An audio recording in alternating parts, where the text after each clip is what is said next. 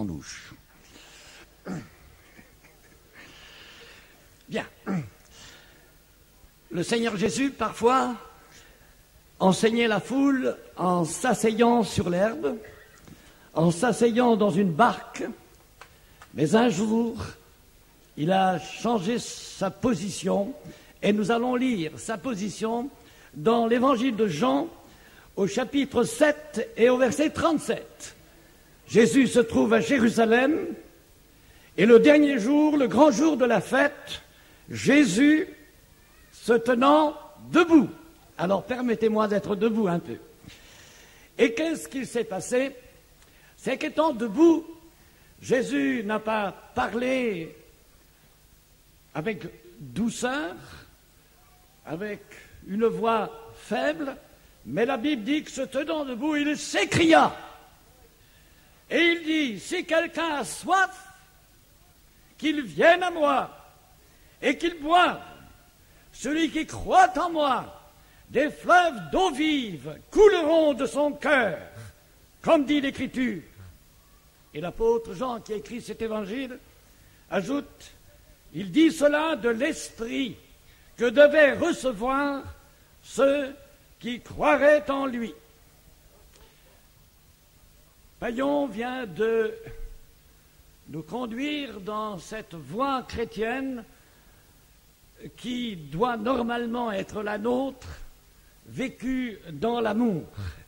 Et il a dit cette parole, Jésus distribue son amour par le Saint-Esprit.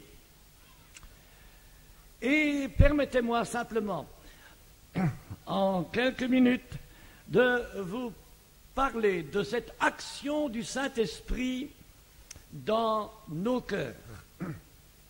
Nous avons un temps limité, j'aurais aimé, et on va essayer de le faire, de donner une place à l'écoute de l'enseignement biblique, mais aussi une part à la pratique, c'est-à-dire que le Seigneur n'a pas seulement fait un discours ou donné un message, mais il est clair que dans le texte que nous avons lu, le Christ invite les hommes à faire un geste, qu'ils viennent à moi, et pas à personne d'autre. Il est le seul, le capable de nous donner réponse à cette soif intérieure.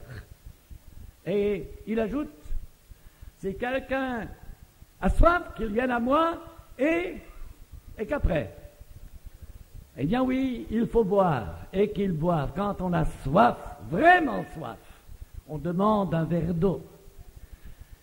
Et ici, si nous avons réellement soif de cette vie que le Christ nous offre, alors nous la désirerons vraiment et nous le démontrerons par notre attitude.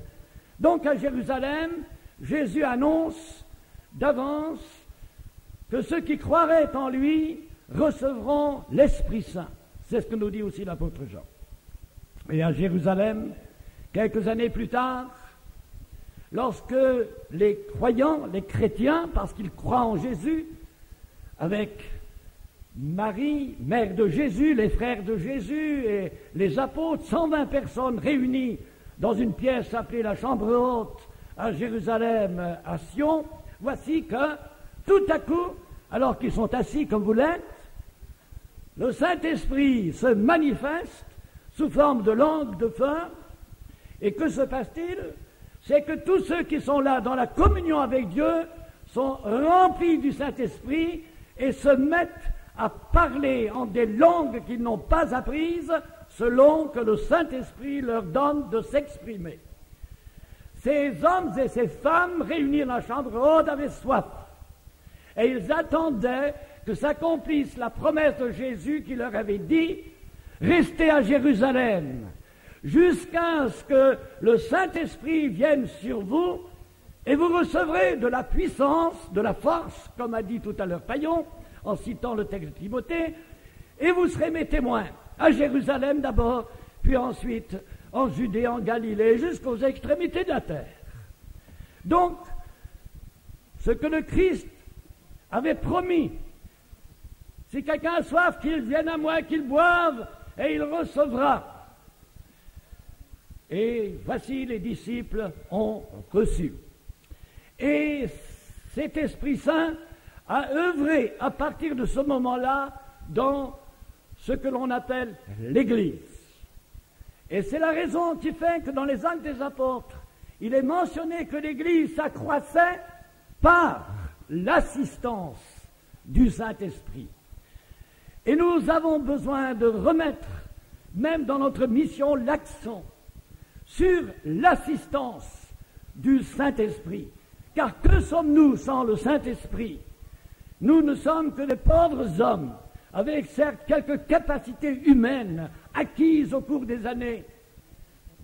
Mais quand je me souviens au début du réveil, quelques-uns de mes collègues, mes meilleurs amis, me disaient « Tu es fou, tu mets des prédicateurs qui ne savent pas lire. » Alors je leur ai dit « Tu crois que pour avoir le don de guérison, il faut aller à l'université? Tu crois que pour avoir le don des miracles, il faut aller à l'université? Non. Pour apprendre à lire, moi je leur apprendrai à lire. Mais pour donner les dons qui viennent d'en haut, il n'y a que le Seigneur Jésus qui peut les donner. » Et c'est comme ça que le réveil a commencé, par l'assistance du Saint-Esprit qui a distribué les dons au milieu de votre peuple.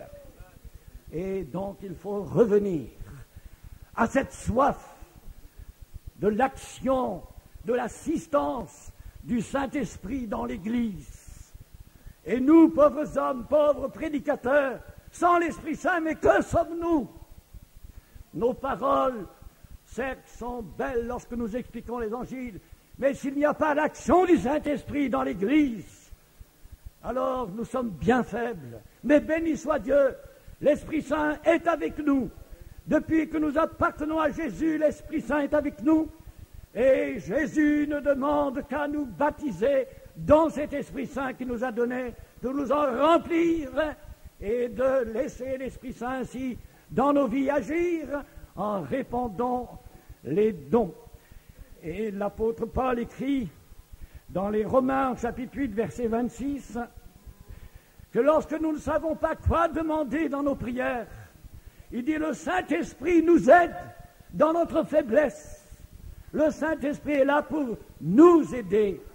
Nous sommes bien faibles, oui, mais l'Esprit Saint est là pour nous fortifier et nous aider à avancer dans notre vie chrétienne. Et quand nous lisons le chapitre 12 de 1 Corinthiens, nous sommes surpris de voir que l'apôtre Paul était conscient de l'importance de l'action du Saint-Esprit, déclarant que la manifestation du Saint-Esprit est donnée à chacun pour l'utilité commune et que le Saint-Esprit distribue dans l'Église les dons que nous appelons et que les Bibles appellent les dons spirituels.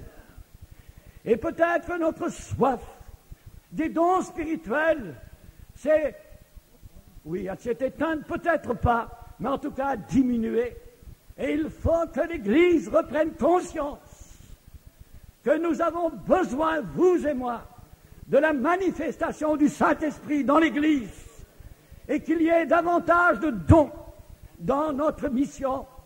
Oh, certes, quelques-uns ont reçu des dons de prophétie ou d'interprétation des langues et autres, mais il y en a si peu, et nous n'avons plus soif, et nous nous contentons du petit peu que nous avons reçu, des quelques petites miettes.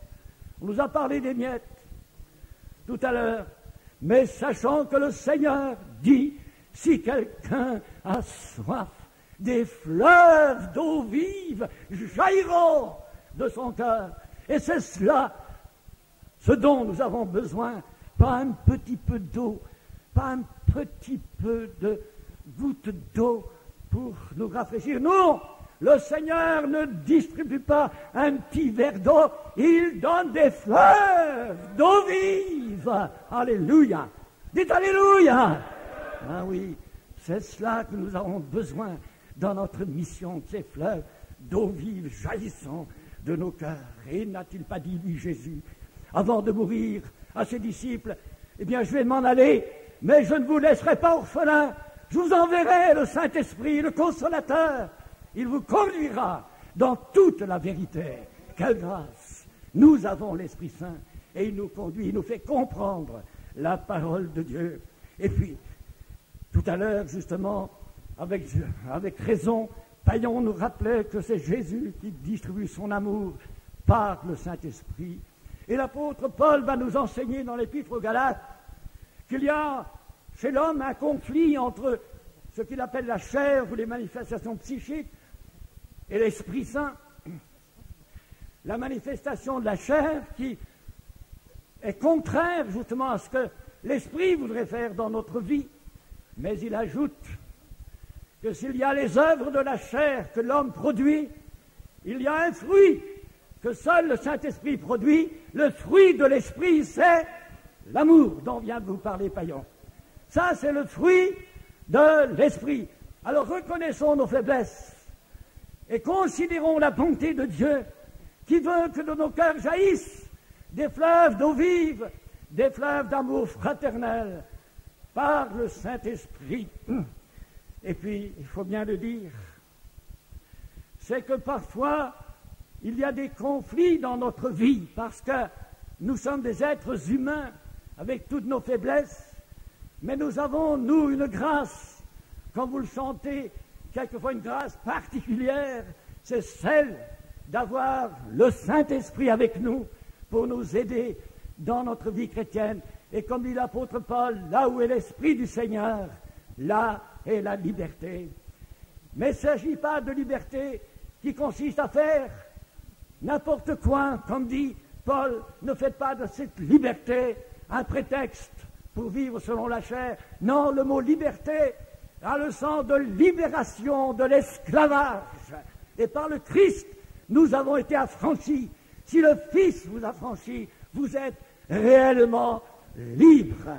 Et il doit y avoir dans notre mission la liberté donnée au Saint-Esprit de se manifester, qu'il y ait de plus en plus de dons spirituels, de plus en plus de manifestations, des dons de guérison, des dons de faire des miracles. Oh Seigneur, nous sommes pauvres, nous avons soif. Viens Seigneur, donner à ton Église des fleuves d'eau vive, des fleuves. Et alors tout changera dans bien des domaines. Oh, je bénis Dieu de ce que, dans sa grâce, il nous aide, malgré nos faiblesses.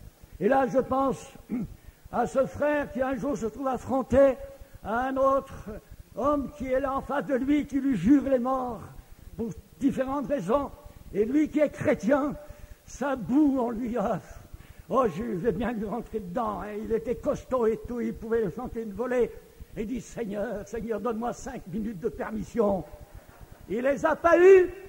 Le Seigneur ne pouvait pas lui donner la liberté de faire le mal, mais la liberté de vaincre le mal. Et c'est ça la grâce de Dieu.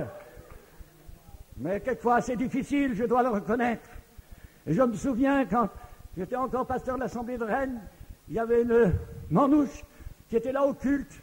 Et pendant le temps de la prière, elle fait cette prière qui m'a surpris, mais qui m'a touché profondément. Oh mon bon Seigneur, tu vois que cette semaine, j'ai été chiné, j'ai menti, mon bon Seigneur, pardonne-moi. Mais tu sais que la semaine prochaine, je vais recommencer, pardonne-moi pour la semaine prochaine. Ah, vous souriez, mais moi, je n'ai pas souri. Parce que je dis, voilà une femme sincère. Voilà une femme qui lutte. Voilà une femme qui voudrait être délivrée et qui n'y arrive pas. Seigneur, aide-moi. C'était ça, sa prière, aide-moi. Eh bien oui, quelquefois on peut juger, condamner les autres, mais disons, Seigneur, aide-moi moi-même à vaincre, que je sois vraiment dans la liberté, par le Saint-Esprit, libre de tout mal. Tu le peux, Seigneur, par ton Esprit, tu m'offres cette aide, et je t'en remercie. Et le Seigneur nous instruit par sa parole, et l'apôtre Saint Paul nous dit, aspirez aux dons spirituels, et dit, vous qui y aspirez à ces dons, désirez-les abondamment, il dit bien abondamment, pour l'édification de l'Église. Et on a l'impression maintenant qu'on ne les désire plus, non seulement abondamment, mais on ne les désire plus même du tout. Alors revenons à la vie du Saint-Esprit et désirons en posséder abondamment. Lui, Paul, qui disait « Je parle en langue plus que vous tous », que Dieu nous renouvelle dans cette vie de l'Esprit en laissant le Saint-Esprit agir en nous. Et comme dit l'apôtre Paul, celui qui sème pour l'Esprit, il récolte aussi par le Saint-Esprit la bénédiction. Et voilà tout simplement ce que Le Seigneur m'a donné de vous montrer ce matin. Hier, on m'a dit, oh, tu vas dire quelque chose. Alors, toute la nuit, puis ce matin, j'ai pensé à ces textes. Et surtout à cette parole du Christ qui nous invite à venir à lui. Parce que qui baptise du Saint-Esprit? Qui baptise du Saint-Esprit? Qui? Dites-le fort. Jésus. Dites-le, Jésus. C'est lui qui baptise du Saint-Esprit. Bien sûr qu'on peut prier avec vous pour que vous receviez. Et béni soit Dieu pour ceux qui, justement, ont confiance dans le Seigneur Jésus, qui font appel à l'aide de leurs frères et de leurs sœurs. Mais c'est Jésus-Christ qui baptise dans le Saint-Esprit. Et qui est le chef de l'Église? Jésus-Christ. Et qui répand le Saint-Esprit? C'est Jésus-Christ qui répand le Saint-Esprit. Et que dit Dieu? Dans les derniers jours, la prophétie de Joël rappelée par l'apôtre Pierre le jour de la Pentecôte, vous la connaissez, dans les derniers jours, dit Dieu, je répandrai de mon esprit sur qui? Non, oui, c'est marqué, c'est plus précisé, sur mes serviteurs et sur mes servantes. Les sœurs ne sont pas oubliées. Hein, chez les manches, des fois, on oublie un petit peu les sœurs. Hein. Mais le Seigneur est bon. Il répand son esprit sur ses serviteurs et sur ses servantes. Dans les derniers jours, et nous y sommes. Oh, je me souviens de cette Romnie qui est en Afrique du Sud, où il y a aussi des voyageurs et il y a aussi des Roms, qui me posent la question, frère, est-ce que vous croyez que quand on est baptisé, on peut dire la bonne aventure? On a une drôle de question. J'ai dit, mes sœurs, moi je ne réponds pas à votre question. Mais moi je vais vous en poser une, puisque vous n'êtes pas encore baptisés. Mais vous connaissez le Seigneur Jésus. Je vous pose la question, qu'est-ce que vous en pensez, vous? Est-ce qu'on peut dire la bonne aventure quand on est baptisé? Elle me dit non. Alors pourquoi vous me posez la question? Vous le savez d'avance? Non, il y en a qui voudraient qu'on justifie leur péché. Mais non, c'est pas vrai. Il y en a qui voudraient qu'on leur donne raison. Oh, tu peux faire ceci, tu peux... Non! Quand il y a le Saint-Esprit vous révèle ce qui est bon et ce qui n'est pas bon. Et ça, c'est très important. Le Seigneur ne nous a pas envoyés pour dire, faites ceci, faites cela. Non, le Seigneur Jésus nous a envoyés pour dire, si moi, le Christ, je vous affranchis, vous serez vraiment libres. Et il est venu pour nous dire, d'annoncer à tous les hommes qu'il faut aller à lui. Si quelqu'un a soif, qu'il vienne à moi, qu'il boive, des fleuves d'eau vive jailliront de son cœur, et le Saint-Esprit va l'assister, l'aider. Et quand vous serez à moi, vous ne serez pas tout seul, mon Saint-Esprit sera avec vous. Courage, il vous donnera l'amour, il vous donnera la force, il vous conduira dans toute la vérité. Quelle grâce! Merci Seigneur pour le Saint-Esprit. Dites-le avec moi, merci Seigneur pour le Saint-Esprit. Encore une fois, merci Seigneur pour le Saint-Esprit. Il nous reste un quart d'heure. Pendant ce quart d'heure, j'aimerais que nous arrivions quand même à une pratique. Parce que les discours, ça va, mais maintenant nous avons soif. Alors, quels sont ceux qui ont soif? Après tout, levez la main. Oh là là. Alors, ce ne sont plus des fleuves, c'est un océan qui va là. Les fleuves se réunissent pour se jeter dans l'océan. L'océan de l'amour de Dieu est immense, et nous allons donc demander à ceux qui ont laissé un peu cette soif disparaître de leur cœur, mais qui, en cette matinée, ont un réel désir d'être renouvelés dans cette vie de l'Esprit Saint, de faire un acte. Et je vais demander à ceux, même qui sont baptisés dans l'Esprit Saint, mais qui n'exercent plus les dons de parler en langue ou autres qu'ils ont reçus du Seigneur, qui vont être renouvelés dans leur vie chrétienne, eh bien, de se mettre debout. Ceux qui ont soif d'un renouvellement, soif d'avoir plus, eh bien, je vois que c'est presque tout le monde qui a soif. Eh bien, Dieu soit loué. Alors, on ne va pas vous faire venir devant parce que c'est trop de monde, mais on va tous ensemble, même comme alors, crier au Seigneur. Lui, c'était crier, si quelqu'un a soif, qu'il vienne à moi. Alors, disons-lui de tout notre cœur, Seigneur, notre mission, tu vois, elle a des problèmes, des difficultés, on n'en sort plus. Mais nous avons soif, Seigneur. Envoie-nous une effusion du Saint-Esprit. Alléluia. Oh, Seigneur, viens nous bénir ce matin. Remplis-nous du Saint-Esprit. Alléluia. Praise the Lord. Jesus. Alléluia. Oh, nous avons soif. Baptise dans l'Esprit Saint, renouvelle, remplis du Saint-Esprit, envoie les dons spirituels dans notre mission. Nous avons besoin de voir des miracles, des guérisons dans la puissance de ton Esprit. Alléluia, alléluia. Oh, criez au Seigneur, criez, demandez-lui la grâce d'être fortifié par l'Esprit Saint. Alléluia, alléluia, alléluia. Oh, gloire à Jésus. Merci Jésus. Alléluia, alléluia. Oh, oh, parole God. Oh, Jésus, ma parole, glorieux Jésus. Viens-nous en aide, Jésus, viens-nous en aide. Tu es au milieu de nous, Jésus. Nous le croyons, tu es là et tu entends nos cris. Seigneur, nous avons soif. Viens nous désaltérer. Envoie-nous des fraîches rosées. Alléluia. Oh, gloire à l'agneau de Dieu. Oh, alléluia. Oh, pour ceux qui parlent en langue maintenant, qu'ils aient la liberté de parler en langue. Exprimez votre joie devant Dieu individuellement. Alléluia. Oh, alléluia, alléluia. Louange à Jésus. Louange à Jésus. Alléluia.